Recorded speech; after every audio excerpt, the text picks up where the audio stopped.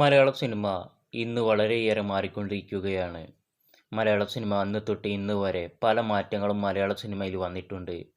മലയാള സിനിമയുടെ ഇപ്പോഴത്തെ അവസ്ഥ നോക്കിയാൽ വന്നിട്ടുള്ള കാതലായ മാറ്റങ്ങൾ നമുക്ക് മനസ്സിലാക്കുവാൻ കഴിയും. പ്രേക്ഷകരിൽ വന്ന മാറ്റം സിനിമയെയും സ്വാധീനിച്ചിട്ടുണ്ട്. അന്യഭാഷാ ചിത്രങ്ങൾ വലിയ രീതിയിൽ തിയേറ്ററുകൾ കൈയടക്കിയതും ഇക്കാലത്തു തന്നെയാണ്.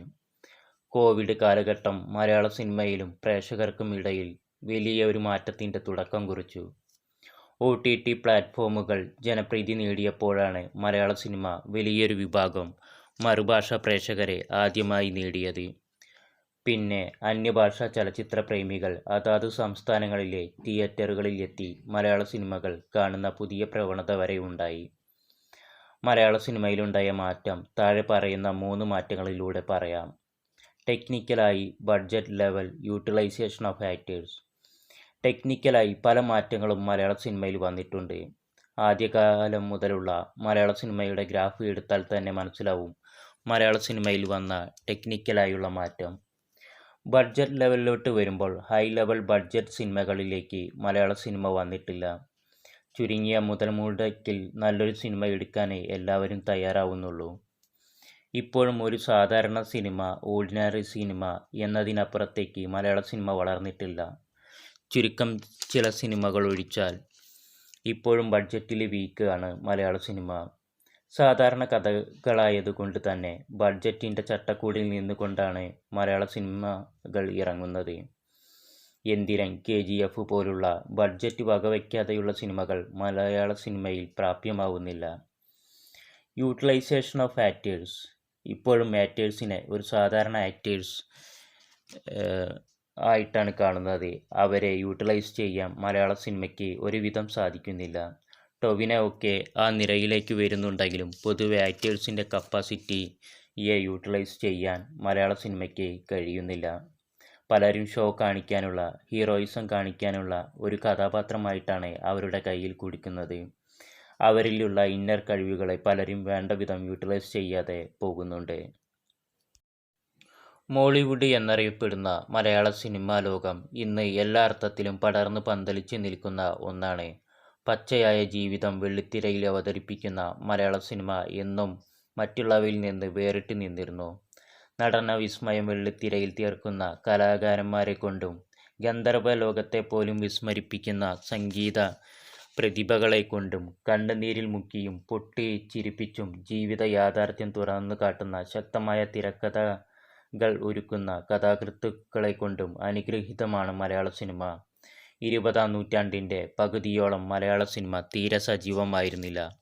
1947 വരെ 2 നിശബ്ദ ചിത്രവും 3 സിനിമകളും മാത്രമേ മലയാളത്തിന് സ്വന്തമായിരുന്നിട്ടുള്ളൂ. സർക്കാരിൻ്റെ സഹായത്തോടെയാണ് പിന്നീട് മലയാള സിനിമ പിച്ചവെച്ച് തുടങ്ങിയത്. 1950കളിൽ വെറും 6 സിനിമകളിൽ തുടങ്ങിയ മലയാള സിനിമ ലോകം ഇന്ന് ഒരു വർഷം 1000-ഓളം സിനിമകൾ പുറത്തിറക്കുന്നു. ആദ്യമായി കേരളത്തിൽ കൈകൊണ്ട് പ്രവർത്തിപ്പിക്കുന്ന പ്രൊജക്ടറോട് കൂടിയുള്ള സിനിമാ കൊട്ടക 1907 തൃശ്ശൂർ നഗരത്തിൽ നിർമ്മിച്ചത് ജോസ് കാട്ടൂക്കാരൻ ആയിരുന്നു. പിന്നീട് 1913 ജോസ് കാട്ടൂക്കാരൻ തന്നെയാണ് ജോസ് ഇലക്ട്രിക്കൽ ബയോസ്കോപ്പ്, ഇന്ന് ജോസ് തിയേറ്റർ എന്നറിയപ്പെടുന്ന ആധുനിക സിനിമാശാല നിർമ്മിച്ചത്. മലയാള സിനിമയുടെ പിതാവെന്നറിയപ്പെടുന്ന JC ഡാനിയൽ ആണ് ആദ്യത്തെ നിശബ്ദ ചിത്രമായ വിഗതകുമാരൻ നിർമ്മിക്കുകയും സംവിധാനം ചെയ്യുകയും ചെയ്തത്. 1928 ചിത്രീകരണം ആരംഭിച്ച ചിത്രം 1930 ഒക്ടോബർ 23 തിരുവനന്തപുരത്തുള്ള ക്യാപിറ്റൽ തിയേറ്ററിൽ പ്രദർശനത്തിനെത്തി. ബിസിനസ്സുകാരനായിരുന്ന JC ഡാനിയലിന് സിനിമയുമായി യാതൊരു ബന്ധവും ഇല്ലാതിരുന്നിട്ടുകൂടി അദ്ദേഹം സിനിമ എന്ന ലോകത്തേക്ക് ഇറങ്ങുകയായിരുന്നു. ഒരുപാട് വിമർശനങ്ങൾ ഏറ്റുവാങ്ങേണ്ടി വന്ന വിഗതകുമാരൻ എന്ന ചിത്രം ഒരു പരാജയം കൂടിയായിരുന്നു. JC ഡാനിയൽ രണ്ടാമതായി എടുത്ത ചിത്രം CV രാമൻപിള്ളയുടെ മാർത്താണ്ഡവർമ്മയായിരുന്നു. എന്നാൽ ചലച്ചിത്രമായി അത് പ്രദർശിപ്പിക്കാനുള്ള അനുമതി ലഭിക്കാത്തതിനെ തുടർന്ന് പിൻവലിക്കേണ്ടി വന്നു.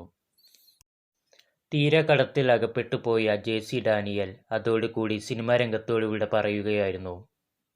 സുരേഷ് ഗോപി, ജയറാം, ദിലീപ്, മഞ്ജു വാര്യർ, പൃഥ്വിരാജ്, ഫഹദ് ഫാസിൽ, ജയസൂര്യ, കുഞ്ചാക്കോ ബോബൻ, ബിജു മേനോൻ, ദുൽഖർ സൽമാൻ, നിവിൻ പോളി, ടൊവിനോ തോമസ് തുടങ്ങി പുതിയ താരനിരകളിൽ എത്തി നിൽക്കുന്നു മലയാള സിനിമ. ന്യൂ ജനറേഷൻ ചിത്രങ്ങൾ എന്ന ചെല്ലപ്പേരിലൂടെ ധാരാളം ചിത്രങ്ങൾ മലയാള സിനിമയിൽ പിറക്കുന്നു. ഒരു കാലഘട്ടത്തിൽ മൂല്യം അടിസ്ഥാനമാക്കി മാത്രം നിർമ്മിച്ചിരുന്ന മലയാള സിനിമ ഇന്ന് കച്ചവടത്തിൽ കൂടി ശ്രദ്ധ ചെലുത്തുന്നു. നിർമ്മാതാക്കളെ കൂടി സംരക്ഷിക്കുന്ന രീതിയിലാണ് ഇന്നത്തെ സിനിമാ ലോകം പ്രവർത്തിക്കുന്നത്. വെള്ളിത്തിരയിൽ നിന്ന് ഇൻ്റർനെറ്റ് ലോകത്തേക്കും അവിടെ നിന്ന് സാറ്റലൈറ്റ് യുഗത്തിലേക്കും മലയാള സിനിമ വളർന്നിരിക്കുന്നു. സാങ്കേതിക മികവ് കൊണ്ടും കഥയുടെ മൂല്യം കൊണ്ടും അഭിനയ തികവ് കൊണ്ടും മലയാള സിനിമ മലയാളികളെ സംബന്ധിച്ചിടത്തോളം എന്നും ഒരു പിടി മുന്നിൽ തന്നെയായിരിക്കും.